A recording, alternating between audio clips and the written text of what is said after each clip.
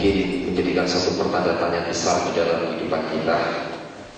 Mengapa kita memilih Kristen menjadi agama kita? Mengapa kita memilih Kristen menjadi agama kita? Ada banyak alasan dasar yang dibuat oleh manusia. Namun yang menjadi catatan yang perlu kita garis bawahi, bahwa agama Kristen sangat identik dengan pengikut Kristus. Dan semua manusia tahu, bukan saja orang Kristen, khususnya saudara-saudara kita di Bani Keda, mereka tahu bahwa Yesus memiliki jalan yang lurus. Yesus memiliki jalan yang lurus, sehingga kekristenan kita ketika keluar dari rumah, kita sudah dipantau oleh mereka. Ucapan kita, tutur bahasa kita, langkah kita, pola pemikiran kita, semua apa yang kita kerjakan selalu dipantau oleh keberadaan kita, oleh kehidupan orang-orang Islam. Lantas bagaimanakah peran kita sendiri di tengah-tengah masyarakat? Yang setelah saya lihat saat ini adalah keterbalikan. Gereja sudah dari diskotik, itu sudah banyak.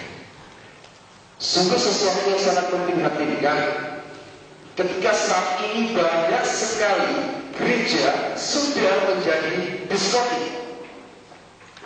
Ini sangat membahayakan sekali kalau gereja sudah menjadi diskotik. Namun saat ini ada satu pertanyaan di dalam hati kita bersama. Kalau sudah gereja dijadikan sebuah diskotik, lantas apa yang harus kita perbuat sebagai laskar-laskar Kristus? Sudahkah kita memiliki kekristenan yang benar? Kalau boleh saya tanya pada pagi hari ini, siapa di antara Bapak Ibu Saudara sekalian yang boleh duduk di tempat ruangan ini yang pagi ini ingin diberkati Tuhan? Acuh tangan. Jangan diturunkan dulu, karena saya tahu bahwa malaikat di surga akan mencatat. Jangan diturunkan dulu. Dan saya mau tanya, siapa yang pagi ini siap mati untuk Tuhan? Jangan diturunkan dulu. Semua akan dihitung Tuhan, bahwa semua siap mati untuk Tuhan. Puji Tuhan. Ya, turunkan. Setiap orang yang ingin diberkati oleh Tuhan, berarti dia juga siap mati untuk Tuhan. Ya. Banyak sekali orang mengatakan kekristenan di akhir zaman, siapa yang ingin diberkati oleh Tuhan, mereka semua acung tangan. Tapi ketika saya tanya, siapa yang ingin mati hari ini untuk Tuhan, semua turun tangan. Saya belum siap mati Pak untuk Tuhan. Utangku di akhir Pak. Hidup saya masih ini dan itu Pak. Sehingga satu masalah yang paling terpenting saat ini adalah bagaimana kita bisa menyikapi kekristenan kita di tengah-tengah masyarakat.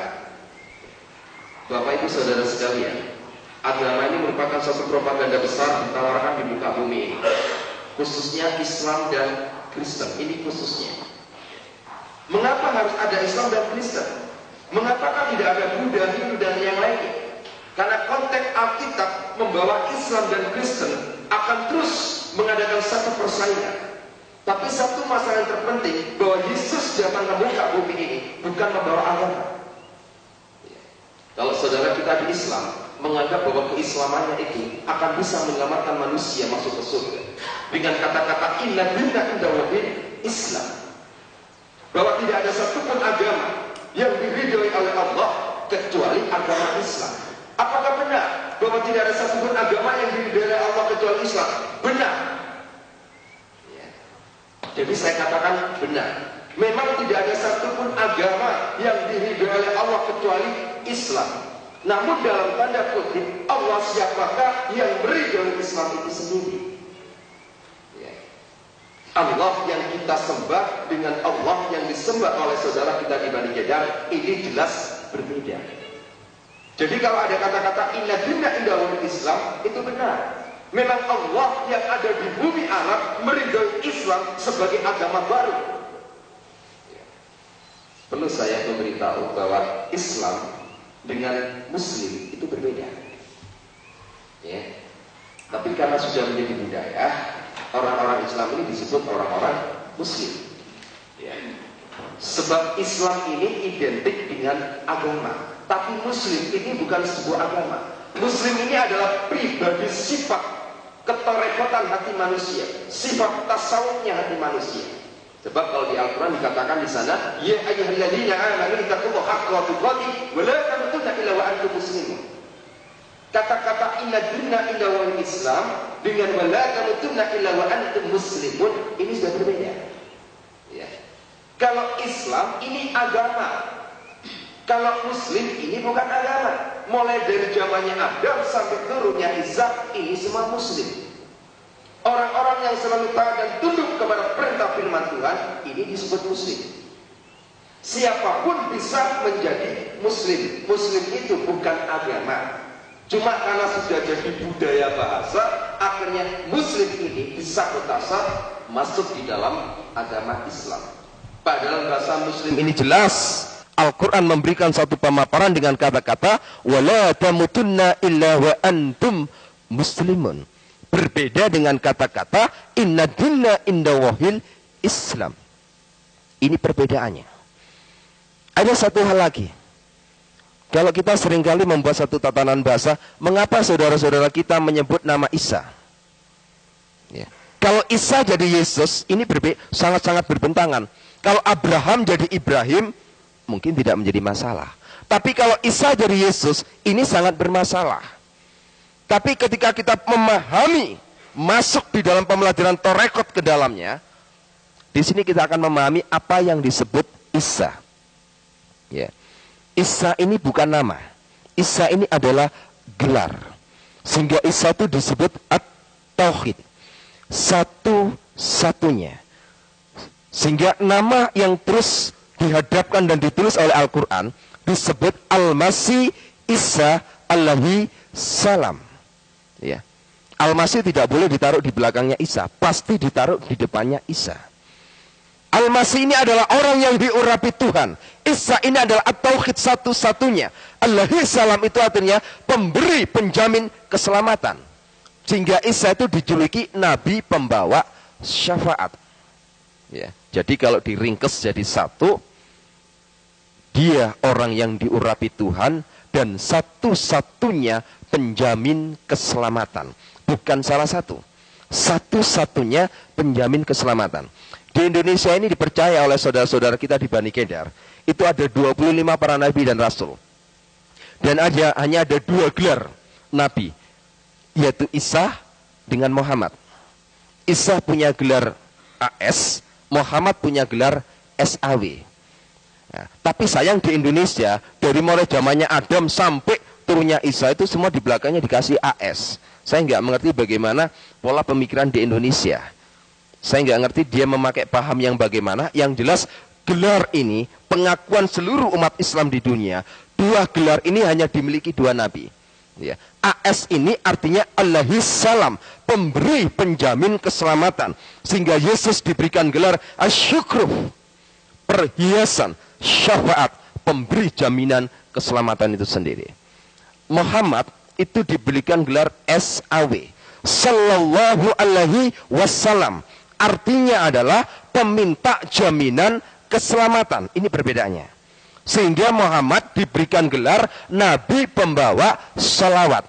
Yang satu Nabi pembawa syafaat, yang satu Nabi pembawa salawat. Ya. Syafaat ini bergerak untuk memberikan doa kepada seluruh umat manusia. Salawat ini peminta doa bagi seluruh umat manusia. Ya. Setiap habis orang sholat, wajib hukumnya baca sholawat. Setiap orang habis ngaji, wajib hukumnya baca sholawat. Allahumma salli ala syedina Muhammadin wa ala ali syedina Muhammad ku anfusakum wa alinkum naro. Ya Allah, selamatkanlah junjunganku Muhammad. Wa ala alihi, selamatkan juga sanak kadang keluarganya. Ya. Wa sahbihi, selamatkan juga para sahabatnya. Ya. Ku anfusakum wa alinkum naro, dari ancaman Allah yang berupa neraka. Jadi kita tinggal memilih, mau memilih nabi yang membawa syafaat atau mau memilih nabi yang membawa sholawat. Tinggal kita memilih. Dan kita menawarkan kepada umat manusia, bukan menawarkan agama. Agama tidak bisa menyelamatkan manusia, Tapi kita tawarkan, mau meneruskan, mengikuti teladan junjungan yang akan memberikan jaminan keselamatan itu sendiri, atau meminta jaminan keselamatan itu sendiri. Kita sendiri belum tentu selamat. Bagaimana kita bisa mendoakan sang pemimpin? Ya. Jadi hadirnya sholawat itu ada riwayatnya sendiri. Ketika Muhammad pada usia 61 tahun, Muhammad tidak bisa mendeteksi racun yang masuk di dalam tubuhnya. Ya. Karena Muhammad diracun oleh istrinya sendiri. Jadi yang meracuni Muhammad waktu itu adalah istrinya sendiri. Istri yang ke-17. Jadi istrinya Muhammad itu total semua 22. Istri yang ke-17 ini meracuni dia. 2 tahun. Kata orang Jawa ini digawe kembang amben. Mati gak mati, urip gak urip, mudune surat Yasin. Ya. Mudune surat Yasin. Kita melihat sekarang, saudara-saudara kita, ketika mereka melihat orang sakit, orang lagi nazah, orang yang lagi sekarat, pasti diturunkan surat Yasin. Jadi surat Yasin dibaca, membuat satu pernyataan, lek mati lang mati yo, lek urip lang uripo. Waktu itu juga begitu, karena waktu dibacakan surat Yasin tidak sembuh, malah nazah tidak karu-karuan. Akhirnya Muhammad mengumpulkan seluruh keluarga dan para sahabatnya untuk memberikan doa keselamatan supaya segera hari itu juga nyawanya dicabut. Nah, setelah diturunkan bahasa sholawat ini dengan kata-kata Allahumma sholli ala Sayyidina Muhammadin wa ala ali Sayyidina Muhammad, baru Muhammad meninggal. Ini satu hal yang paling terpenting yang perlu kita garis bawahi supaya kita bisa memahami kekristenan yang kita bawa, agama yang kita bawa. Sebab kalau kita mempropagandakan bahwa agama kita ini paling benar, kita harus mempertanggungjawabkan kekristenan kita di tengah-tengah umat Islam. Ya. Kalau kita bisa melihat dalam Galatia 4, di sana jelas dikatakan ada 2 perempuan. Ya. Yang satu Hajar, yang satu Sarai. Harusnya ada 3 kan? Harusnya ada 3. Ada Sarai, ada Hajar, ada Keturah. Harusnya ada 3. Tapi di situ hanya ditulis 2. Dan Tuhan katakan 2 perempuan ini adalah perempuan ketentuan Allah. Ya. 2 perempuan ini adalah perempuan yang ditentukan. Yang satu dari perempuan merdeka, yang satu dari perempuan hamba. Kita ini adalah lahir dari perempuan-perempuan yang merdeka, bukan perempuan-perempuan hamba. Kita ini adalah anak-anak raja, tapi sanggupkah derajat anak raja itu kita pegang? Kita mengatakan bahwa kekristenan ini lebih baik dari agama orang lain. Kita akan uji. Kita akan uji mulai dari kita bangun pagi. Ketika adzan subuh dikumandangkan oleh mereka, yang menjadi pertanyaan kita, di manakah orang Kristen waktu ada adzan subuh? Tidur, kemulan selimut, ngorok. Bagaimana mungkin kalau kita mengatakan bahwa agama Kristen ini adalah agama yang lebih benar daripada agama Islam? Padahal ketika saudara kita di Bani Kedar mengumandangkan suara adzan subuh, orang-orang Kristen lagi tidur. Tapi ngomong agama jarene luwe api. Ketika saya tanya jawab dengan seseorang Kristen, jawabannya ringan. Betul, ini jawabannya plesetan, cuma ringan, cuma konyol. Dia bilang, saya ibaratkan Pak, wong Kristen niki majikan, anake raja niku lak majikan. Tiang Islam niku kan anake hamba, pembantu. Sakniki lek injing-injing niku sing tangi dhisik niku majikane napa pembantune? Ini plesetan cuma konyol. Kan pasti pembantune Pak. Nggih masak rumuyin, resik-resik muyin. Majikan niku kajenge tangi injing, tangi awan, tangi sore kan mboten masalah. Napa gunane Pak bayar pembantu? Kan pembantu niku kedu tangi rumiyin. Saya jawab, baik. Kalau gitu ingatlah bahwa kata-katamu akan ditulis di dalam Alkitab. Mangke tenggonin roko niku bek anake raja. Sebab Tuhan mengatakan yang terdahulu menjadi yang terkemudian menjadi yang terdahulu. Yang bukan umatku akan aku sebut umatku. Nanti akan banyak orang-orang Bani Kedar satu persatu diambil oleh Tuhan. Diambil untuk dipersiapkan menjadi laskar Kristus. Tapi banyak orang-orang Kristen ketuk pintu, Tuhan bukakan pintu surga. Apa kata Matius 7 ayat 21-22? Aku tidak kenal kamu. Aku tidak kenal kamu. Enyah kamu iblis pembuat kejahatan. Padahal dia katakan, Tuhan, bukankah aku selama hidup di dunia ini berseru atas namamu, bernubuat demi namamu? Aku tidak kenal kamu. Karena kenapa? Ya ini akibat. Lek terus tiang Jawi niku napa sih? Lele nduk, lek tangi aja kedisian petik kluruk ya. Engko rezekimu dicocok petik. Ojo petik kluruk mbono adzan subuh wong Kristen tambah kupinge ditutupi. Gak wong-wong lapo kok bro-bro ae sih. Wena-ana wong turu ana wong bro-bro. Padahal subuh ini melambangkan bagaimana Yesus bangkit dari alam kubur. Di pagi-pagi buta, Yesus sudah bangkit dari alam kubur. Sama tangga tendang Islam, nopo kok sholat subuh. Tiang Islam sholat subuh niku wonten rong perkara dasare. Kaping pisan, dasar yang diletakkan oleh orang Islam karena dia mengingat bagaimana Yesus Isa itu bangkit dari alam kubur. Tepatnya itu pas subuh. Itu menurut iman keyakinan mereka. Kaping kali, tiang Islam niku nopo kok sholat subuh karena mereka yakin bahwa Yesus itu nanti akan datang ke muka bumi ini pada hari kiamat itu nanti tepat pada subuh. Dua masalah inilah yang membuat orang-orang Islam bangun dari tidurnya dan sujud menyembah di dalam sholat subuh.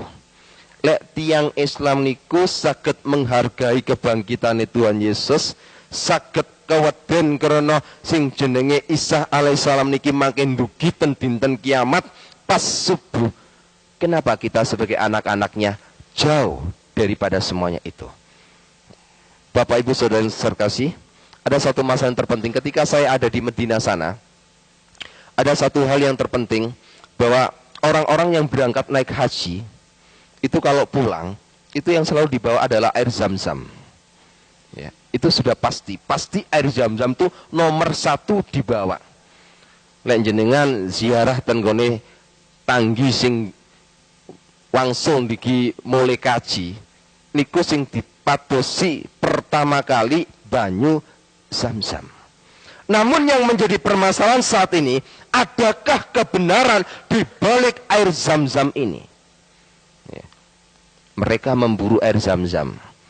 Dan Masjid Sunan Ampel niku air zam-zam 1 botol aqua itu dijual 12.500. Itu pun dioplos dengan air sumur Sunan Ampel. Begitu mahalnya mereka mengeluarkan uang puluhan juta masuk ke Medina untuk membeli air zam-zam. Tapi betulkah bahwa air zam-zam ini ada? Ini yang menjadi permasalahannya. Betulkah bahwa air zam-zam ini ada? Ya. Ketika kita melihat sebuah sumur di sana, sumur itu ditulis dengan tatanan basah alif, lam, mim. Alif itu Allah, lam itu air, mim itu kehidupan. Dipercaya bahwa sumur ini mengeluarkan sumber air kehidupan. Menungso niku sing dinteni niku banyu. Banyu niku wonten lambange ten nggone Gusti Yesus. Orang Buddha itu yang dinantikan juga Yesus. Tanya ke orang Buddha. Di dalam kitab Weda 268, di sana dikatakan bahwa seluruh umat Buddha menantikan Buddha terakhir. Saudara kita Bani Kedar juga menantikan Yesus. Di dalam surat Asy-Syukur 61 jelas di sana dikatakan, wa innahu la ilmu lisya'ati fala tamtaruna wattabi'uni hada siratal mustaqim. Sesungguhnya Isa hakiman adilah, dia akan menjadi hakim yang adil. Ya, itu ada dalam surat Asy-Syukur 61. Menjadi hakim yang adil. Fala tamtaruna wattabi'uni hada siratal mustaqim. Apa kata Isa di sana? Ikut aku. Aku ini jalan yang lurus. Jadi Al-Quran sudah memberikan gambaran bahwa Al-Quran memerintahkan kepada seluruh umat manusia untuk ikut Isa. Belum pernah ada satupun ayat yang mengatakan bahwa Muhammad ngomong ikutlah aku. Aku ini jalan yang lurus. Itu belum pernah ada. Tapi hanya ada satu kata, ikut aku, kata Isa. Sebab aku ini jalan yang lurus. Ya. Seringkali saudara kita dalam sholat wajib, seringkali dia yang membacakan pasti surat Fatihah. Dalam ayat yang ke-6 seringkali dibaca dengan kata-kata ihdinas siratal mustaqim. Ya Allah, tunjukkan aku jalan yang lurus. Bagaimana cara kita bisa menginjil? Kita bawa Alkitab. Ini baca Yohanes, Tuhan Yesus ngomong aku jalan kebenaran dan kehidupan. Tidak masuk. Dia akan tertawa, propaganda katanya. Al-Quran bertanya, Al-Quran juga harus memberikan jawaban. Karena kenapa? 75% Al-Quran, seluruh yang ada dalam Al-Quran, 75% sumbernya diambil dari Alkitab. Seluruh yang ditulis di dalam Al-Quran tentang Yesus, tidak ada satupun kesalahan. Tidak ada satupun. Jadi jangan kira Al-Quran itu sebenarnya hanya terjadi kesalahpahaman. Contoh kecil, kalau kita melihat acara Idul Adha, menurut Islam yang disembelih itu adalah Ismail. Menurut orang Kristen yang disembelih ada Iska. Kalau saya sudah lagi bicara bau masakan gini, perut saya keroncongan malian.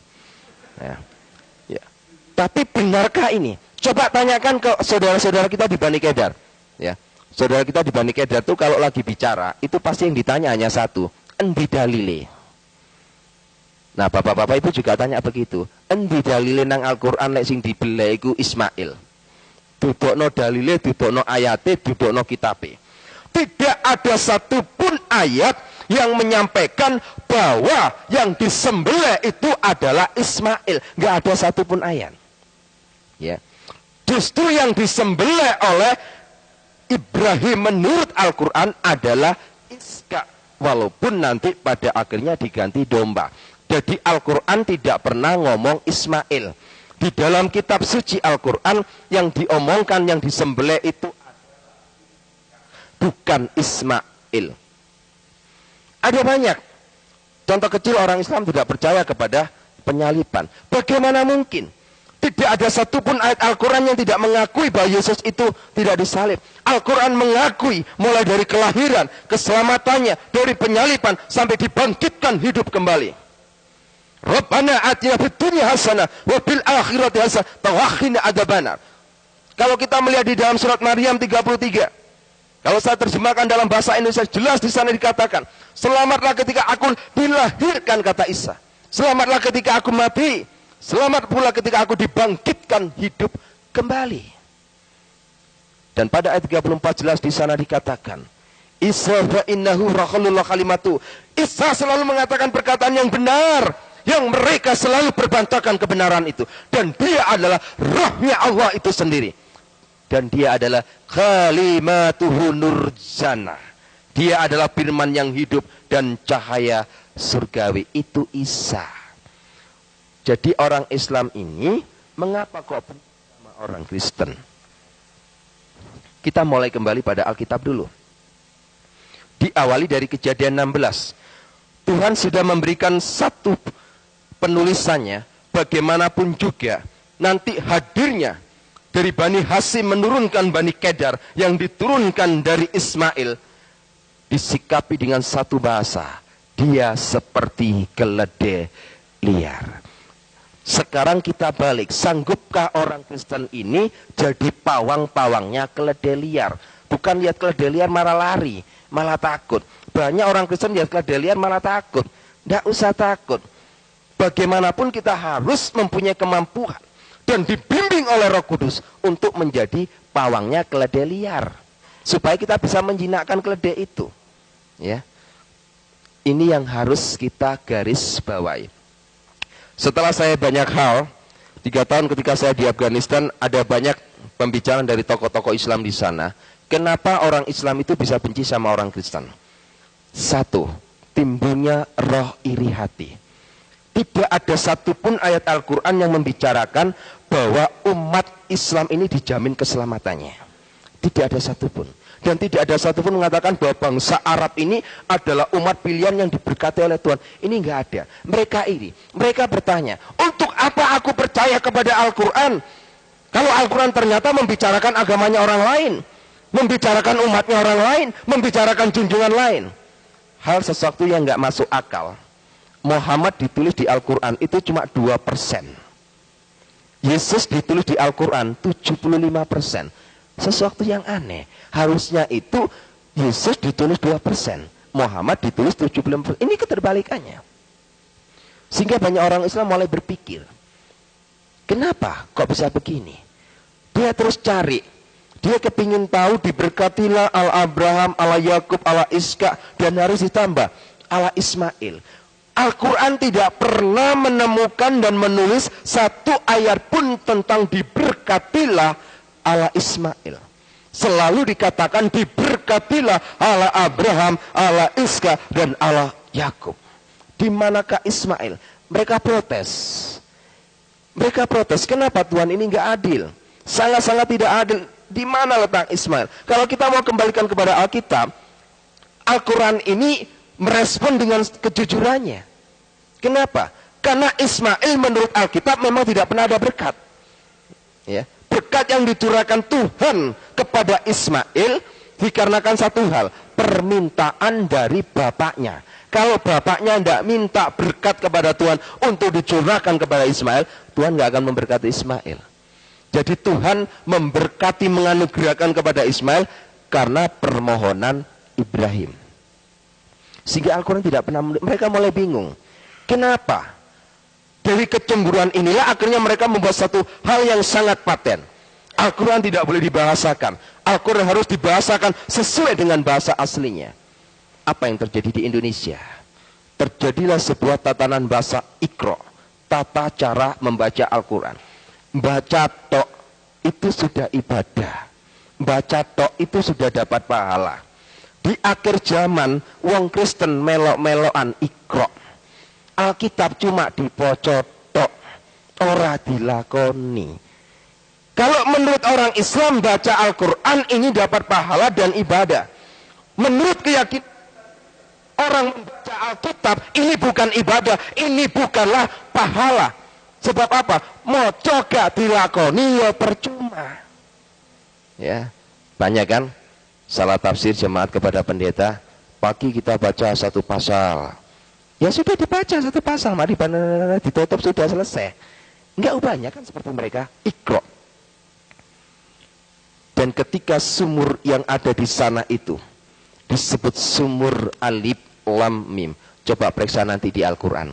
Tidak ada satupun ahli penterjemah yang berani mengatakan ini. Nggak ada. Nggak ada.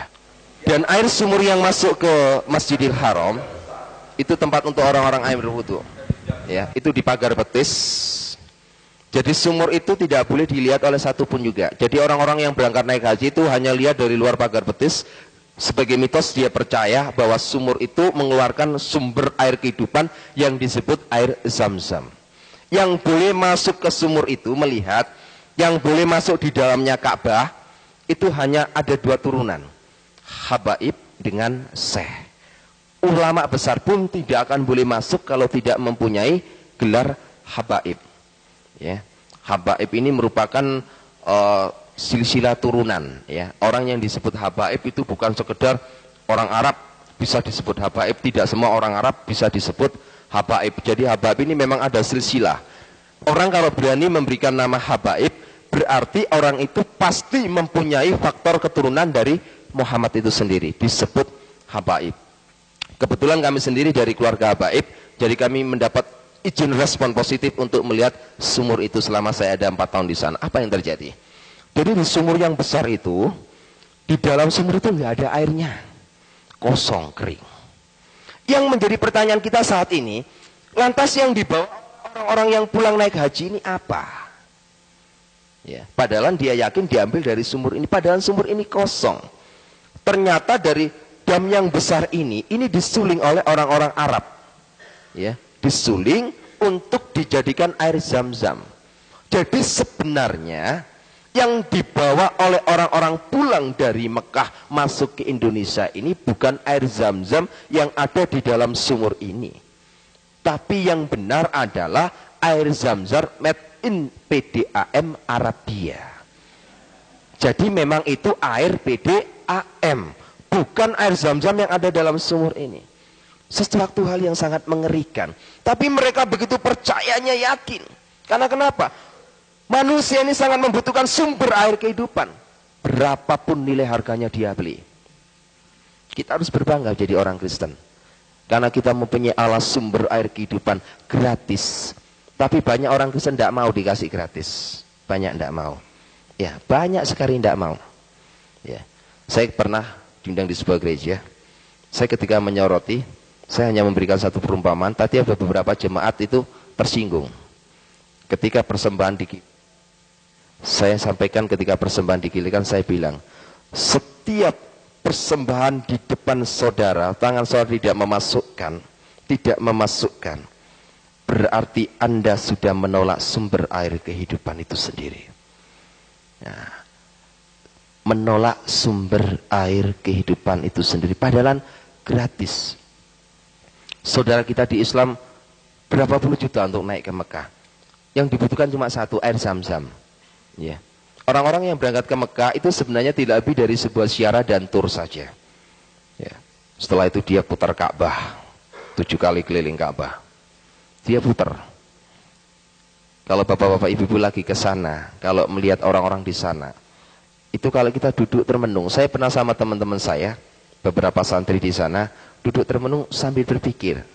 Ketika orang-orang itu putari Ka'bah, lempar batu zumbro, itu mulai saya berpikir, pikiran saya hanya satu, kenapa permainan anak kecil ini dibawa ke sini? Coba anak kecil itu kan sebenarnya muter-muter, habis muter keliling Ka'bah, 7 kali keliling, setiap orang mencium Hajar Aswad, rebutan, ngambung Hajar Aswad itu rebutan. Hajar Aswad itu dihuni dari 8.888 zin, yang dikepalai satu jin yang namanya Huda Al-Fitri. Ngambung jin rebutan. Bojone gak tahu diambung, jin diambungi nang kono. Harus gak lumayan lah wong-wonge. Ngambung jin itu loh rebutan. Ya ini kan mulai pikiran manusia ini perlu diperiksakan ke psikiater. Jin diambung rebutan. Loh betul, orang mencium Hajar Aswad itu tidak semua orang naik haji bisa. Rebutan itu Hajar Aswad ya.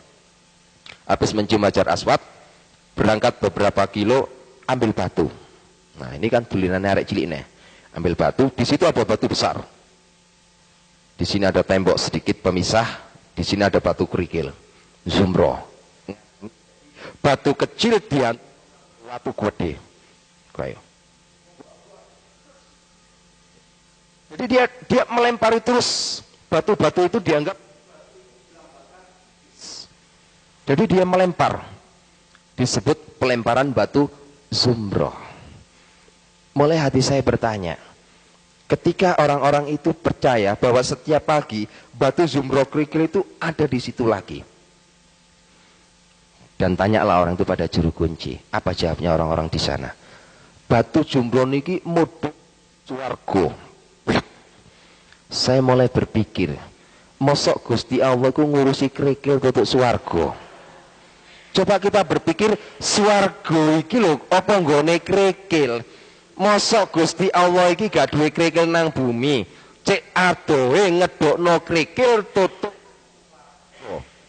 Ini hal yang gak lazim. Padahal apa? Setiap hari itu dibuat lempar habis. Tapi setiap malam batu yang dilemparkan sana dibawa juru kunci lagi, dimasukkan sini lagi. Ya, perputaran. Dan orang-orang yang naik haji ke sana itu saya mulai berpikir, kenapa ya mereka kok begitu ya?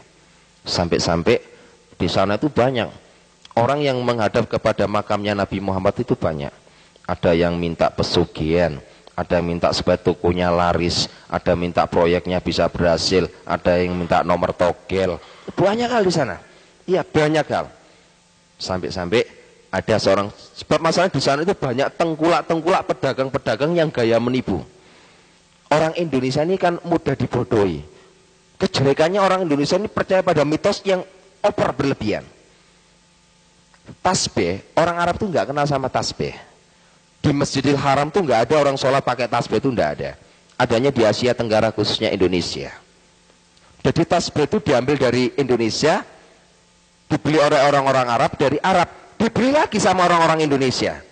Kan bingung nggak? Wong-wong ki bingung. Tasbih ini digawe puter-puteran. Tapi dia yakin, dia nggak peduli tasbih ini dari mana saja, asal tersentuh dengan tanah suci Mekah, dia yakin ada kekuatan di sana. Nah inilah, satu hal mulai saya bertanya dalam hidup saya. Sumur ini saja sudah membohongi umat manusia. Tapi satu hal, ada rasa iba dan prihatin. Mengapa saudara-saudara kita ini yang saat ini membutuhkan air kehidupan, kita yang memegang air kehidupan, kenapa kita tidak memberikannya? Mereka saat ini haus. Ya, apa yang ditulis, yang diramal oleh kitab Nabi Amos, Tuhan katakan jelas di sana. Pada akhir zaman nanti itu, Tuhan akan menurunkan kelaparan dan kehausan. Tapi bukan kelaparan dan kehausan akan makanan minuman, tapi kelaparan dan kehausan akan firman Tuhan. Saat ini saudara kita di Bani Kedah itu lapar dan haus. Kitalah sebagai pemegang kunci. Jangan takut.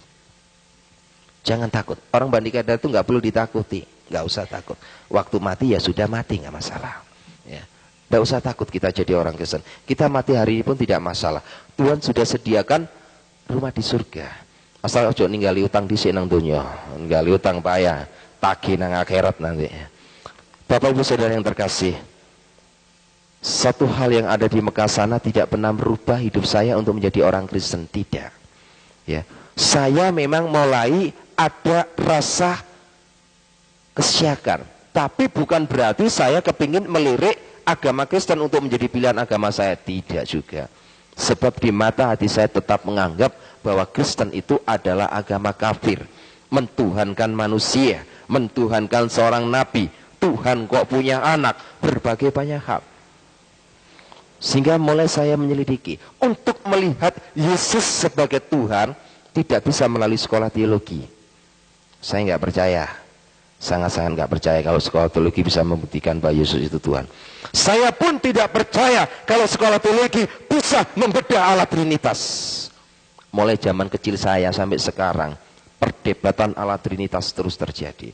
Karena kenapa? Terlalu banyak teori. Kekristenan kita ini hanya ada satu, memiliki Roh Kristus. Kita punya talenta, punya karunia. Apa saja kalau hati kita nggak ada Roh Kristus, itu namanya pembohong. Apapun yang kita perbuat, Roh Kudus akan bekerja. Ketika saya diundang oleh Ki Haji Mansuri di Pondok Pesantren Al-Fatah di Pasuruan pada tanggal 11 November waktu itu, pertemuan membahas Allah Trinitas. Banyak orang teologi mengatakan itu kayak matahari, kayak rokok, kayak apalagi banyak perumpamaan Allah Trinitas. Semua difatalkan.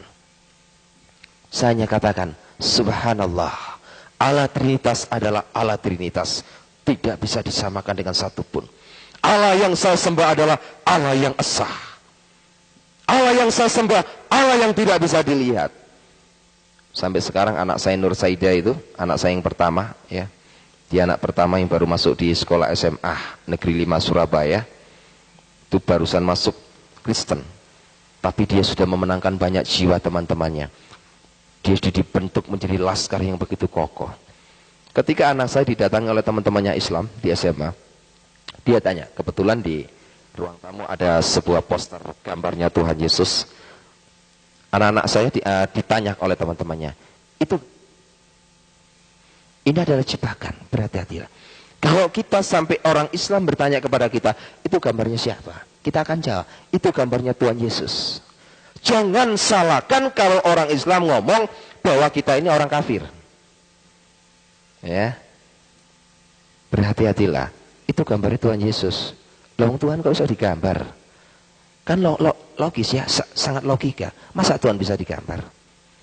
Jadi harus kita melihat satu ruang lingkup di mana kita berbicara. Kalau kepada saudara kita di Bani Kedar, jangan sekali-kali bilang itu adalah gambar Tuhan Yesus. Tapi sampaikan, berdasarkan dalam surat Al-Anas ayat 2 dan 3, ia adalah Malikinas. Yesus iku rojoni menungso. Dia adalah Ilahinas. Ilahi menungso ilahi. Yesus adalah ilahi manusia, dia adalah manusia ilahi. Yang digambar, yang dilukis ini adalah manusia adanya. Tapi dia adalah ilahi itu sendiri. Disebut ilahinas. Ilahi manusia, manusia ilahi. Orang Islam gak akan bisa jawab. Tapi kalau kita tetap ngotot iki gambari Tuhan, dia tetap akan memprotes kita. Wong Tuhan kok iso digambar? Lah lek Tuhan iku digambar, wong Kristen iku kafir. Masa bisa Tuhan digambar? Tuhan itu sesuatu sinar, cahaya yang nggak mampu ditelaah oleh mata manusia. Bagaimana mungkin bisa digambar? Jadi yang digambar ini adalah ilahin nas. Dia adalah Isa innahu. Dia adalah Rasulullah itu sendiri. Dan dia adalah Khalimatuhu. Dia adalah firman yang hidup. Ini satu hal yang menjadikan satu perbentangan hidup saya ketika saya habis dari Medina di Afghanistan. Saya keluar, saya dipersiapkan untuk menjadi laskar jihad. Ya. Sebelum saya menjadi laskar jihad, saya benar-benar dibentuk. Waktu itu ada di Ambon. Ya, saya bersama Ustadz Japar waktu itu. Karena laskar jihad ini merupakan sebuah laskar yang memang dipersiapkan betul untuk menghadapi kelompok-kelompok orang-orang Kristen. Terus lahirlah EPI itu sendiri. Pada saat itu Jawa Timur masih kosong, masih belum ada gerakan orang EPI sama sekali, sehingga Habib Rizki waktu itu memanggil saya. Saya disampaikan bahwa seluruh dewan pengurus yang ada di EPI meminta saya untuk memimpin menjabat EPI di Jawa Timur. Karena tugas EPI harus dicerahkan kepada orang yang punya gelar habaib. Kalau nggak ada embel-embelnya habaib, tidak boleh. Akhirnya saya pimpin. Karena pemimpin FPI harus mempunyai banyak kriteria. Salah satunya tidak pernah kenal kompromi. Tidak pernah kenal kompromi sama sekali. Bengis, licik, picik. Itu sudah saya program. Pada tanggal 10 Januari pada tahun 2004 ketika saya diangkat menjadi ketua FPI di Jawa Timur ini, saya sudah persiapkan begitu detailnya. Tugas saya hanya satu, hancurkan kelompok kristenisasi di Indonesia. Dan saya akan hadapi setiap gerakan-gerakan orang-orang Kristen di Indonesia. Siapapun juga dia, saya akan hadapi. Dan rencana jahat saya ini sudah mulai saya timbulkan program untuk membuat satu kekacauan, untuk membuat satu pengeboman, untuk membuat satu ini dan itu. Saya meminta data pada kasus tahun 96 di Surabaya, saya sudah berikan data lengkap. Dan saya sudah punya nama daftar nama-nama gereja yang sudah saya persiapkan untuk saya sikat habis. Saya sudah siapkan, rapatkan barisan, saya siap kontak di Sukun. Kebetulan markas saya ada di Malang, di Sukun. Ya, 500 meter dari Sekolah Alkitab Nusantara. Itu markas besar saya sampai sekarang tetap berdiri teguh. Mereka setiap hari Kamis kumpul, selalu pakai jubah, pakai celana 3/4. Banyak itu dalam kepimpinan saya, sekarang dipimpin oleh Ustadz Tusnul. Ya, satu kepimpinan saya persiapkan. Tapi apa yang terjadi? 2004 adalah tahun persiapan saya untuk menghancurkan orang-orang Kristen. Saya nggak mengerti mengapa saya benci kepada orang Kristen. Saya tidak mengerti. Hanya saya ditanamkan oleh guru saya bahwa orang Kristen itu kafir. Walan terbuat angkal Yahudi wala Nasoro. Tatabiamilatam. Wong Yahudi ku nggak ubah kalau babi. Wong Kristen itu nggak ubah seperti anjing. Dia adalah haram. Penanaman itu tertanam dalam hati saya. Sehingga saya katakan, orang Kristen ini memang orang pembuat kerusuhan. Kebencian saya semakin mendalam. Saya persiapkan betul. Nah, kebetulan saya sendiri terlibat dalam Dewan Pengurus sebagai penasihat paguyuban paranormal. Nah, waktu itu Ki Joko Bodo sempat ngebel saya. Habib, boleh nggak saya meminta sesuatu untuk mendampingi saya untuk melacak golekan kencono bersama beberapa teman paranormal. Akhirnya saya iakan. Ya. Memang saya secara pribadi mengenal dunia gaib itu bukan belajar dari turunan. Jadi saya usia 4 tahun itu saya sudah bisa melihat, oh di situ itu ada ini dan itu. Sehingga ketika LaTV membuka satu peran tim pemburu hantu, kami terlibat di dalamnya untuk menjadi tim pemburu hantu di sana. Ya, mungkin yang sering kali lihat LaTV tidak akan asing karena rambut saya waktu itu masih panjang. Ya. Tapi sekarang seringkali di siaran tayang, di siaran tunda ulang, terus itu terjadi di LaTV. Saya nggak tahu apa motivasinya, tapi saya biarkan aja. Saya merasa juga nggak dirugikan dalam hal itu. Satu masalah yang sangat terpenting waktu itu, tepat pada tanggal 29 Maret, saya bersama rekan-rekan untuk mengambil golekan kencono itu. Ya, apa yang terjadi? Rata-rata orang yang bisa mengambil itu kan ada satu kekuatan yang disebut ilmu rogo sukmo, jadi melepaskan rogoh dari sukmanya ini, keluar, masuk ke alam lain. Pada tanggal 29 Maret itulah pertemuan saya pertama kali dengan Yesus. Saya ambil, terus saya lacak, saya baca segala bentuk cara. Saya nggak menemukan apa-apa. Di belakang saya ini ada yang pegang pundak saya. Assalamualaikum Mahrus. Suara itu sangat menggema. Dan saya yakin suara itu tidak pernah saya rasakan selama saya mengenal dunia jin. Ya. Ketika tangan itu menyentuh pundak saya, ada sebuah power yang masuk. Saya ini seringkali mengislamkan jin. Karena selama hidup saya punya 182 jin yang saya islamkan yang menjadi santri saya. Jadi ngajinya sama saya. Nah, itu. Jadi saya itu senang mengislamkan jin. Lebih-lebih kalau pikiran saya sudah sumpek di dunia, saya masuk ke alam jin. Karena alam jin itu cantik-cantik, beda dengan Gondoruo. Ya, kalau Gondoruo itu tidak ada yang cantik, semua jelek-jelek. Ya, kalau jin itu orangnya di sana itu memang cantik-cantik. Sehingga orang-orang dari paranormal kalau sudah masuk ke alam jin, banyak kan, paranormal itu banyak menikah dengan bangsa halus itu banyak menikah dengan jin. Paranormal yang pikirannya sudah EQ-nya sudah jongkok sampai menikah dengan Gondoruo pun juga sering terjadi. Ya, padahal bersentuhan saja saya rasanya juga bagaimana kan, sebab Gondoruo itu dari jarak radiasi jauh gitu baunya sudah tercium. Jadi Gondoruo itu baunya arus amis gitu. Nah, di desa-desa kan kadangkala ada suaminya meninggalkan istrinya, terus ada yang datang persis suaminya, ya kan? Nah, Gondoruo itu pintar mendo-mendo jadi orang lain, tapi dia nggak bisa merubah kakinya. Jadi mulai wajah sampai kaki ini bisa. Jadi lutut ini sampai ke bawah tetap kakinya Gondoruo. Jadi dia hanya bisa merubah dari sini sampai ke atas, dia bisa merubah. Ini seringkali kejadian, ya, seringkali kejadian. Ada banyak memang ya. Saya seringkali ditanyakan oleh orang Kristen, Pak, apakah betul Nyi Loro Kidul itu ada? Saja betul. 1 bulan saya 2 kali.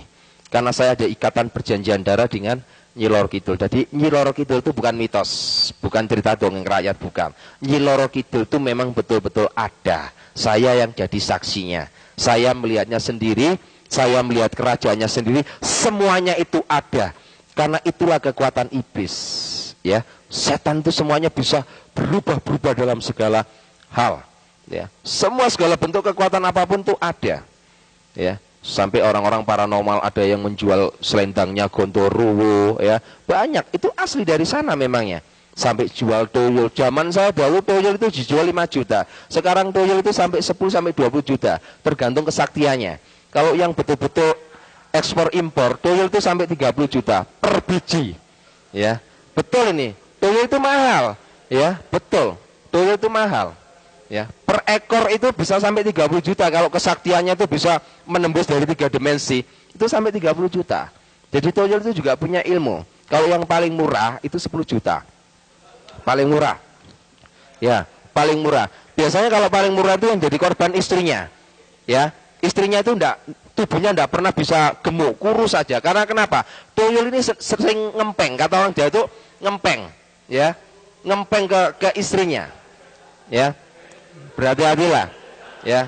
Jadi kalau ada orang kurus perempuan, berhati-hatilah, jangan sampai ngingut tuyul, ya, jangan sampai, ini bahaya, ya, ini sesuatu yang bahaya. Bapak-bapak ibu saudara sekalian, satu hal yang sangat perlu kita garis bawahi. Setelah Tuhan memberikan satu hal kepada saya toleh ke belakang. Toleh ke belakang, dia menyodorkan tangannya. Inikah yang kamu cari? Sebelum saya masuk ke alam gaib, itu yang namanya golean kencono itu sudah diseket. Gambarnya seperti demikian. Tapi di tangan orang itu, saya tidak melihat gambar seperti golean kencono. Persis seperti roti. Ya, saya mulai berpikir, bukan itu yang saya cari. Dia tetap ngomong, ambil ini. Dia tetap ngotot. Saya hanya melihat tangan waktu itu, tangan dan suara. Tangannya ini penuh dengan sinar yang saya tidak bisa lukiskan.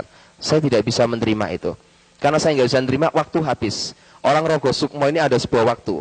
Kalau waktunya habis, dia tidak kembali ke tubuh jasadnya, ini tubuhnya akan hancur. Jadi saya kembali lagi, omong punya omong. Nah waktu itu Ki Joko Bodo tanya pada saya, Habib, kira-kira sudah bisa deteksi? Sudah. Saya cerita kepada Ki Joko Bodo, apa yang terjadi? Paranormal itu berbeda dengan ustadz. Ya, kalau paranormal itu juga bukan orang Islam. Kayak Ki Joko Budo itu bukan orang Islam. Jadi sholat juga enggak, megang Al-Quran juga enggak. Karena kenapa? Rata-rata kalau asli paranormal itu tidak percaya pada surga dan neraka. Termasuk Ki Joko Budo, Ki Gendeng Pamungkas. Itu termasuk orang-orang yang tidak percaya kepada surga dan neraka. Tapi aneh, ketika saya sampaikan kepada Ki Joko Budo menyampaikan kepada saya, Habib, apa yang Habib lihat itu tadi, itu adalah lambang swarga. Ya, ini saya terjemahkan karena beliau kalau ngomong sama saya bahasa Jawa. Habib, sing jenengan tinggal niku mosok jane wujude swarga. Saya mulai berpikir, orang yang tidak percaya kepada surga dan neraka, dia bisa membuat pernyataan bahwa itu adalah wujud, widatul wujud dari Nurjana itu sendiri.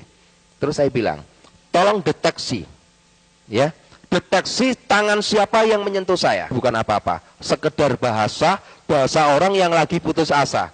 Saya mau balik lagi ke jasad saya. Akhirnya dalam hati saya waktu itu mulai baca Subhanallah. Terus saya baca Walhamdulillah. Saya terus membacakannya. Subhanallah, maha suci Engkau ya Allah. Aneh, tak pocono surat jin mendatangkan kekuatan itu gak teko-teko. Tapi ketika saya baca Subhanallah, maha suci Engkau ya Allah, dia datang. Ini mulai jadi perhitungan saya. Di pojokno surat jin gak teko, di pojokno maha suci datang. Ketika datang saya dalam kondisi tertundung. Saya merasakan datang tuh biasanya memang orang-orang ahli gaib itu merasakan ada kekuatan angin besar. Itu dia rasakan, itu datang. Nah ketika datang, dia langsung katakan satu hal kepada saya. Tanpa tedeng aleng-aleng, dia langsung sampaikan satu kata kepada saya. Ya ayyuhalladzina amanu tubilole tobatana suha.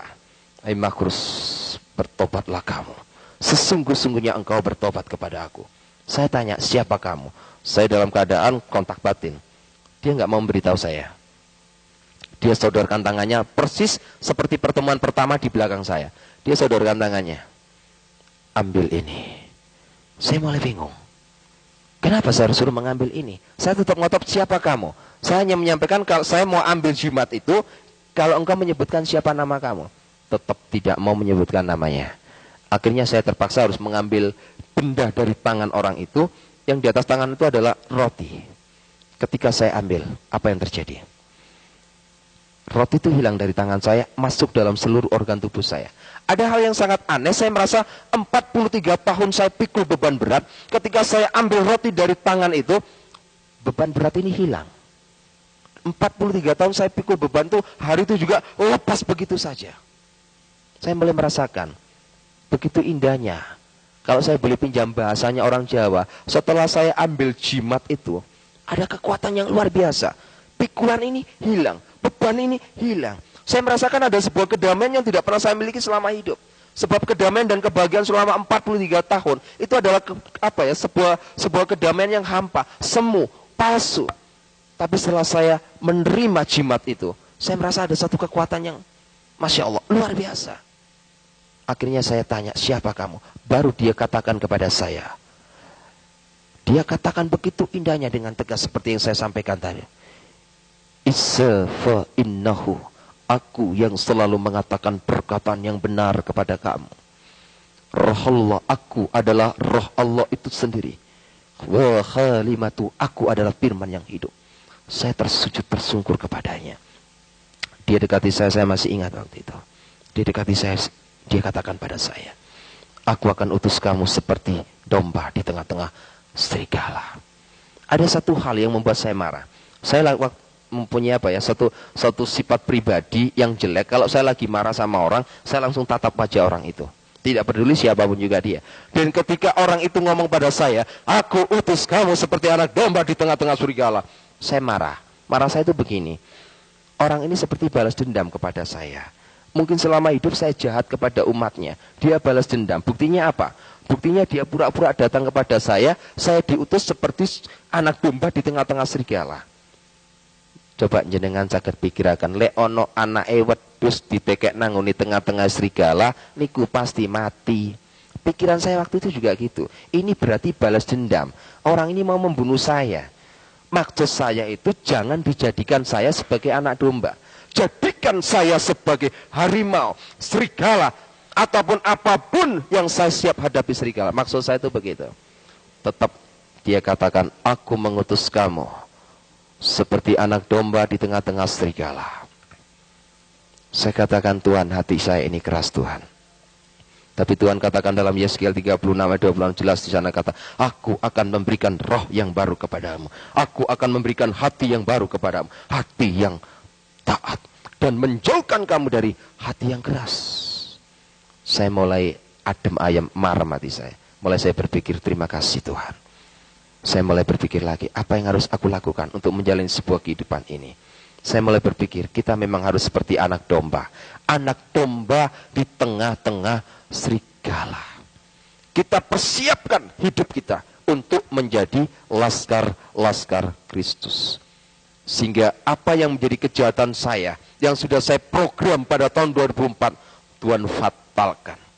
Akhirnya saya mau ambil keputusan, ikut Yesus. Apa yang terjadi? Saya tidak bisa diterima oleh istri sama 5 anak saya. Saya mulai datang door to door dari gereja ke gereja, meminta pandangan pendapat dari pendeta-pendeta. Setiap gereja yang saya masuki, isinya hanya satu, syudon. Tidak ada satupun gereja yang gak syudon kepada saya. Gak ada yang gerejaku syudon sama saya. Semuanya itu syudon. Ya. Satu pencurigaan yang berkelebihan. Gak mungkin ada orang FPI bertobat. Ini pura-pura mau menghancurkan orang Kristen dengan cara begini. Hati kecil saya mulai berbicara. Lek menghancurkan orang Kristen saya nggak perlu berpura-pura. Langsung saya datangi walaupun di siang bolong. Itu sifat saya. Saya bukan seseorang yang harus mendatangi orang di malam hari. Siang bolong pun tidak perlu Anda datang di tempat saya. Saya yang akan datang di tempat Anda. Jadi hati saya waktu itu menangis. Berangkat kemana-mana ditolak. Pulang di rumah istri saya cemberut saja. Coba bisa kita bayangkan. Suami teko pegel-pegel, bojo cemberut. Isine mangkel. Saya doa sama Tuhan. Tuhan Yesus, kalau Engkau memang memanggil hamba-Mu menjadi hamba yang benar, nyatakan kuasa-Mu Tuhan. Aku tidak perlu mendoakan oknum-oknum pendeta yang menolak aku. Biarlah itu adalah hak-Mu Tuhan. Tapi aku berdoa untuk istri sama 5 anakku. Nyatakan, kalau Engkau memang memanggil aku, nyatakan kuasa-Mu, Engkau akan memanggil istri sama 5 anakku. Tuhan buktikan. Walaupun saya terus datang pada istri sama, akhirnya istri dan anak-anak saya bisa terima Yesus. Walaupun melalui proses yang begitu panjang. Akhirnya saya tawari dibaptis. Baptis saya, istri sama 2 anak saya berangkat dibaptis. Ketika saya pulang dari baptisan, apa yang terjadi? Pikiran istri saya, orang habis dibaptis itu ada damai, ada berkat, ada begini. Namanya orang masih awam. Apa yang terjadi? Rumah sudah hancur. Dihancurkan oleh orang-orang FPI. 3 anak saya masih kecil-kecil itu sampai dempis di lemari. BRT sama RW tidak bisa berbuat apa-apa. Karena pasukan FPI hampir 2 truk turun lapangan. Rumah saya diobrak-abrik. Saya berlutut di hadapan Tuhan. Hampir 3 bulan saya mengalami peperangan. Setiap pagi saya harus kerja bakti. Sebab di depan rumah itu dibuang kotoran manusia. Setiap pagi saya bersama istri anak-anak saya kerja bakti. Terima kasih Tuhan. Akhirnya keluarga besar saya dari Bangkir memberikan 1 delden. Hari ini engkau keluar dari rumah itu tanpa membawa apa. Atau kamu kembali kepada habitatmu. Kalau tidak, out, keluar. Tepat jam 11 malam. Tidak ada negosiasi lagi. Saya bersama istri sama 5 anak saya keluar dari rumah Tanah Merah dengan sebuah tangisan. Tuhan, inikah jawabanmu? Saya nangis. Akhirnya saya dihadang oleh beberapa hamba Tuhan. Malam itu juga saya langsung ditaruh di sebuah rumah. Banyak hamba-hamba Tuhan menawarkan saya, Bapak berangkat ke Pulau saja supaya lebih aman Pak. Ada yang sembunyi dulu Pak, lebih aman Pak. Saya berdoa pada Tuhan, Tuhan kemana engkau taruh aku Tuhan? Apa kata Tuhan? Kamu jangan kemana-mana Markus, tetap di Surabaya. Sebab akulah Tuhanmu. Akulah Tuhanmu. Tidak sehelai rambut pun akan jatuh dari tubuhmu. Tidak aku kehendaki. Saya buktikan itu. Setelah saya pindah dari Tanah Merah ke Sitoyoso, saya jalani hidup bersama istri sama. Walaupun terus intimidasi, teror, terus terjadi. Tapi apa yang saya lakukan? Saya mulai berkembang, merapatkan barisan dengan salah satu organisasi, ya, bukan organisasi gereja ini, sebuah paguyuban. Saya buka satu pemuritan Islamologi di sana. Jaring jiwa. Mulai dari Rungkut Mapan Tengah, saya buka di Wiyung, saya buka lagi di Margomulyo. Ya, yang terakhir ini saya buka di Margomulyo sungguh luar biasa. Karena dari 57 karyawan yang ada di situ, tidak ada satupun orang Jawa, semua orang Madura. 3 orang bertobat, yang lainnya masih mau mendengar. Ini sudah rasa cukup. Saya lebarkan sayap sampai ke Jombang. Dan tugas saya sekarang melayani dia. Walaupun sekarang saya menghadapi intimid, tekanan apapun. Lantas bagaimana peran kita melihat kenyataan yang terjadi saat ini? Jangan takut. Awal pertama perjanjian baru dibuka dengan kata-kata, jangan takut. Apapun yang dibuat oleh Amrosi Imam Samudra dibenarkan menurut hukum Alkitab. Karena apapun yang dibuat oleh Amrosi Imam Samudra, Abu Bakar Basir, dan semua orang-orangnya, ini sudah diramal. Kalau kita kembali pada Yohanes 16 ayat 2, jelas di sana dikatakan, kamu akan dikucilkan. Dan setiap orang yang membunuh kamu menganggap dirinya berbakti kepada Allahnya. Ngerampok, membunuh, ngebom, ini dianggap berbakti kepada Allahnya. Membunuh berteriak Allahu Akbar.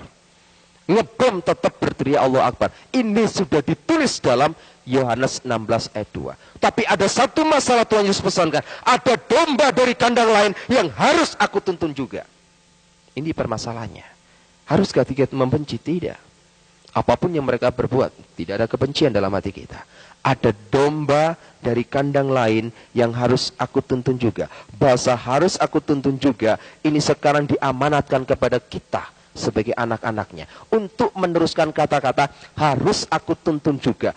Domba dari kandang lain, berarti di luar orang-orang Kristen. Itu bisa Buddha, itu bisa Hindu, bisa Konghucu, bisa juga orang-orang Islam sendiri. Ini adalah tugas kita, mengemban tugas amanat agung Tuhan Yesus Kristus. Yang jelas bagaimana saat ini kita bisa mengantisipasi situasi orang-orang FPI. Peran apa yang harus dia lakukan? Peran FPI hanya satu, mendirikan dan menegakkan syariat Islam di Indonesia ini. Sebab dianggapnya orang-orang NU sudah tidak punya kemampuan. Ya. Di Indonesia ini mayoritas orang NU. Cuma orang NU ini tidak sempurna di dalam Islam. Ya, itu memang benar. Kenapa tidak sempurna? Karena orang NU ini menggabungkan antara Islam dan Jawa. Ya, Islam dan Jawa. Tidak murni Al-Quran semuanya. Tapi kelompok Habib Rizki, Abu Bakar Basir, semua orang-orang ini memang memakai satu faham Al-Quran murni. Jadi menegakkan negara syariat Islam. Dengan hadirnya Laskar Jihad. Ya, dengan hadirnya MI yang dipimpin oleh Abu Bakar Basir, dengan hadirnya FPI yang dipimpin oleh Habib Rizki, itu belum organisasi-organisasi lain yang terhitung, ya, yang terhitung pada tanggal 23 Desember tahun 2006 kemarin, ada sekitar 8 organisasi Islam di Indonesia merapatkan barisan, menyatukan misi dan visi mereka. Dan di antara organisasi ini tidak ada NU dan Muhammadiyah. Organisasi ini sudah merapatkan barisan.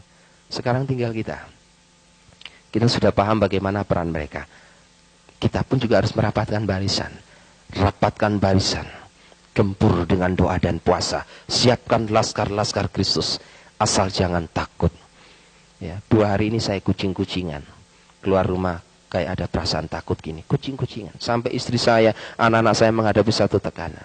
Setiap saya keluar dari rumahnya saya katakan, ikhlaskan saya. Kalau memang nyawa saya harus jadi taruhannya. Tidak peduli. Mati pun hari ini asal jangan mati menjadi penjahat. Mati karena pikul salib. Martir untuk Tuhan. Itu tidak menjadi masalah. Ada saat dan waktunya itu semua terjadi. Bapak Ibu Saudara sekalian. Dari sinilah bagaimana kita bisa mengantisipasi situasi dan kondisi negara kita yang sudah terpuruk ini. Saat ini adalah tugas-tugas kita. Saya sangat prihatin akan gerakan gereja-gereja di Indonesia ini yang secara jujur saya katakan perkembangannya sangat minus, ya. Sehingga ketika 2 SK Menteri diturunkan itu alhamdulillah, karena hadirnya 2 SK Menteri ini dapat membuat introspeksi oknum-oknum pendeta yang harus mereka tingkatkan dalam pola berpikir. Jangan bangun gereja kalau nggak punya jemaat. Bangun gereja kalau jemaat tiba terjadi fitnah. Fitnahnya apa? Antar pendeta menjelekan. Di Surabaya itu banyak gereja-gereja dibangun. Setiap pendeta berbicara, ayo kita berdoa bersama-sama, imani supaya malaikat Tuhan kursi-kursi yang kosong ini kita imani, supaya minggu depan kursi yang kosong bisa diisi. Bagaimana bisa diisi kalau dia nggak mau menginjil?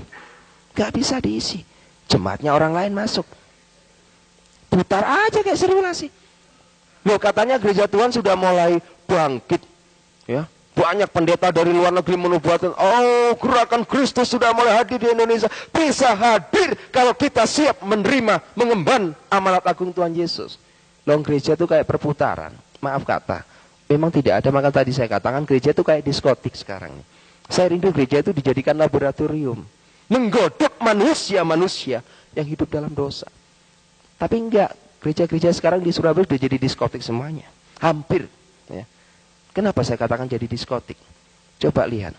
Saudara kita Bani Kedar, lihat. Katakanlah ada seorang wanita muslimat, lihat.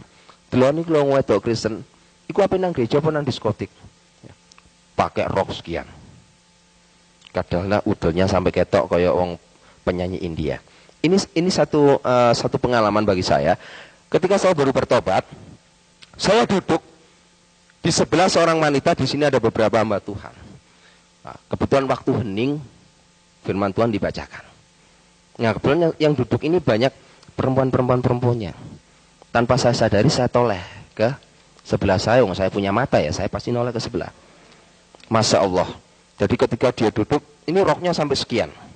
Jadi dalam keadaan hening, saya keluar kata-kata, hening, gereja hening, satu suara dengar. Subhanallah, saya bilang. Jadi ketika noleh saya katakan, Subhanallah. Semua orang gereja dengar, mengarahkan kepada saya. Yang namanya Pak Nason di sebelah saya tanya, Pak, ada apa Pak? Anda ada apa Pak gitu. Tidak ada apa-apa, tapi mata saya masih ngelirik lagi. Nah inilah, saya katakan, banyak kaum Hawa sudah menjadikan gereja jadi diskotik. Tuhan tidak membutuhkan baju mahal. Harga 10.000 pun tidak masalah. Yang penting sopan, ngadep pangeran, ngadep Gusti Allah, kudu sopan, tertib dan ada aturan. Enggak, sekarang ini waduh, pakai you can see. Rambutnya disemir, wis elek disemir tambah elek pisan. Ya kan? Ya kan disorot sama orang-orang Islam ini disorot. Karuane wong luar negeri penyanyi rong ganteng-ganteng, wong Indonesia akeh sing elek disemir, wis malah gak karu-karuan. Kita ini cobalah tampil beda boleh, tapi setidak-tidaknya lah bercermin. Oh, kulitku ki kaya ngene ya gak usah disemir lah. Ya kan? Kadang-kala ada yang anting-antingan tindian, gelangan. Loh, ini gereja. Ini bukan diskotik. Saya pernah khotbah gitu, habis gitu seorang gembala ini menyampaikan kepada diaken-diakennya supaya tidak mengundang saya lagi. Karena kenapa? Iki lewat makhluk iki diundang nangin bawa balik jemaatku entek buyar. Mangan apa aku? Enggak apa-apa. Saya katakan hamba Tuhan harus belajar seperti Gideon. Enggak usah kakek jemaat. Ya, coba Gideon, 300 saya cukup siap bertempur. Banyak-banyak juga enggak ada hasilnya. Halal perpuluhan tapi gak barokah dari orang Islam. Gak barokah. Barang halal belum tentu barokah loh. Banyak yang terima perpuluhan itu karena apa? Jemaahnya banyak. Gak barokah. Tiwas gegeran air rumah tangganya apa? Mangan barang sing gak barokah. Didik cuma barokah. Ya, ini hal yang Tuhan minta dalam kehidupan kita. Ya, ini saya mohon maaf kepada Bapak Pendeta maupun Bapak Gembala. Ini saya tidak nyinggung. Ini kejadian di Surabaya memang terjadi seperti begitu. Jadi saya cerita apa adanya. Saya tidak nyelekan pendeta, tidak. Saya pengen menyampaikan, ya, kalau kita jadi pendeta, ya, jadilah pendeta Daud. Saya itu pengen begitu. Kalau pendeta Daud itu enak, sadar kita ini manusia nggak lepas dari kesalahan, kekurangan, tapi konsekuen. Salah, cepat ambil keputusan, cepat bertobat. Nah begitu. Tapi enggak, akhir zaman ini banyak pendeta kayak Saul, salah ngeyel, ya kan? Ini lambangnya. Karena kenapa? Kaken pendeta gak ditakbisno, gak diurapi Tuhan atas kemauan manusia. Makanya saya bilang, kalau mau ngangkat pendeta, tolong dipikir dulu. Ya, jangan seringkali mengangkat. Kan sekarang ini banyak orang suka angkat-angkat pendeta. Diangkat pendeta. Jangan, ngangkat pendeta itu harus melalui satu kriteria yang betul-betul disaring murni. Akhirnya kenapa? Ditakbiskan berdasarkan kemauan manusia. Hasilnya jadi pendeta Saul. Sekarang banyak. Pokoknya 1 pendeta Daud, 10 pendeta Saul di gereja itu. Ini terjadi. Akhirnya apa? Jemaatnya mulai imannya rapuh. Karena apa? Ucapan pendeta ini hanya untuk akal-akalan dan pendeta. Ya. Ucapan kita ini berarti sabdo pandito ratu. apapun yang keluar dari kehidupan kita akan menjadi kenyataan. Karena kenapa? Yang kita tunggu itu nanti berdasarkan ilmunya orang Jawa. Engko deloken mudhun nangone zaman akhir iku Ratu Adil sing jenenge Heru Cokro. Heru Cokro ini maksudnya sing nggawa banyu kauripan. Siapakah dia? Dia adalah Yesus itu sendiri. Kita harus ambil satu keputusan. Apapun yang terjadi, kita ambil satu keputusan. Merubah semua paradigma pola pikiran kita untuk menjadi orang Kristen yang benar. Ya, orang Islam melihat Yesus ini jalan yang lurus, berarti pengikutnya harus jalannya yang lurus. Lek ana wong Kristen mlakune bengkok-bengkok, berarti itu bukan pengikut Kristus. Iki lho KTP-ku agama Kristen. Berarti aku pengikuti Kristus. Oh, Kristus iku dalane lurus, berarti mlakuku lurus. Lek ana wong mlakune bengkok-bengkok, tolong KTP-nya nanti siang diterawang lagi begini. Kalau perlu tanyakan ke Pak Camat, betulkah agama saya Kristen, Pak? Oh iya benar. Kalau gitu saya ini pengikut Kristus. Apapun yang aku lakukan, hatiku, pikiranku, perasaanku harus juga terdapat di dalam Kristus Yesus. Ya. Satu pesan saya, jangan takut mati. Ya. Karena semua yang hadir di sini tadi sudah acung tangan, wis dicatat karo malaikat nang kono. Wis kuwabe acung tangan berarti siap mati. Jangan sesalkan. Ya. Coba lihat yang ada di Adam R, enggak ono sing acung tangan mati ndisiki. Mayat pun tidak ditemukan. Banyak pendeta, banyak anak-anak Tuhan itu durung ngacung tangan, terus mati dhisik. Wallahu alam. Kenapa Tuhan membuat begitu? Hanya Tuhan yang